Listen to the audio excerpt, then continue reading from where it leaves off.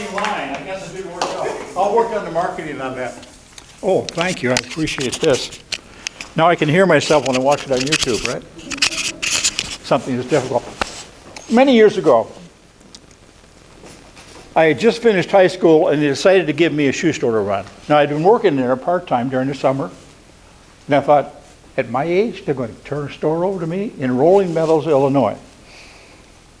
So when I get there, first week in September, everything is going fine, and that weekend there's a new discount store opening all over the country called Big R, kind of like the Kmart in their day. Well, I go over there to look it over, and they've got shoes that I've got at half the price. I have a problem here. And the company had a problem. They didn't know what to do. So I said, I can't compete. And you can't compete with somebody half price.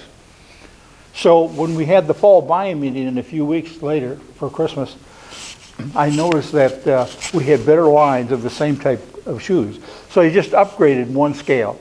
And it solved everything. And I became the manager of the year because of that little thing I paid attention to in there. Nobody else did it. They were too feared. But I was too young to be fearful.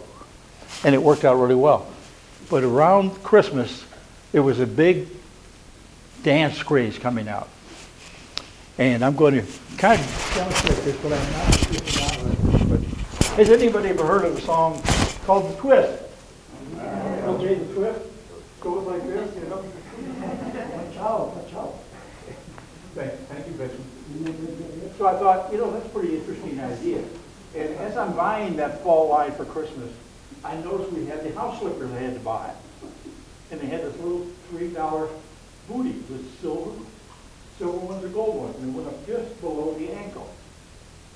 And I thought, wait a minute, you know, what happens if I rename it the Twist Boot and make the price $4.99 and make a bit of margin on it?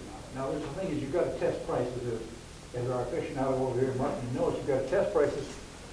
So I rented a stereo system outside the store so we could play Christmas music, because that's when it was happening during the Christmas week before. And between that, I would play Johnny Mathis' Christmas album, which is one of the best in the world, and then go back to the Twist every half hour we change it. But how am I going to do this? Then I remember my sister Dawn, who is 4 years younger than me, was really good at Twist. She could really do it. I said, Dawn, how would you like to teach people how to do that? She said, what do you mean? I said, you know, teach the Twist. You know it very well. She was 14. She said, okay. And I said, I'll get you, well, can you pay me? And I said, well, I don't know what I can do there. So I went down to the store and found this little red and white outfit, little puffy sleeves with like soft, almost looked like a cloud around the arms and around the ankle. And a little cap, you know, that you've seen a lot of times with the ball on the top. And she'd come down to the store, and every half hour we'd stop, and people come in, and she'd do and teach them the twist.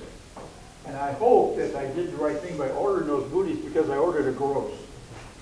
And before they even arrived, I got a call from my manager saying, what are you doing? I said, I want to do this boot thing. Are you crazy? If you don't make this thing fly, you're going to be looking for a job. So I was taking a gamble, but again, that's what marketing's about. Sorry. I'm sorry, someone.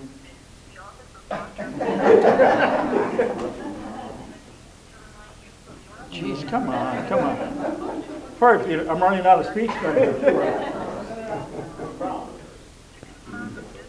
Take it off. Maybe that'll do it. I'm sorry, my doctor interrupted that.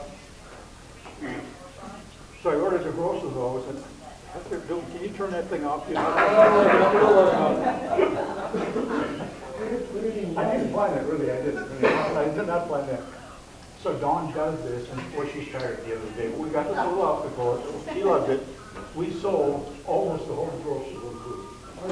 It was really quite a promotion. People loved it. The whole neighborhood in that city around there was a little bedroom community of Rolling Meadows, Illinois, that bought those little goodies. And the only problem we really had was, you know, when you go in like this, there's a hole in the middle of the sole.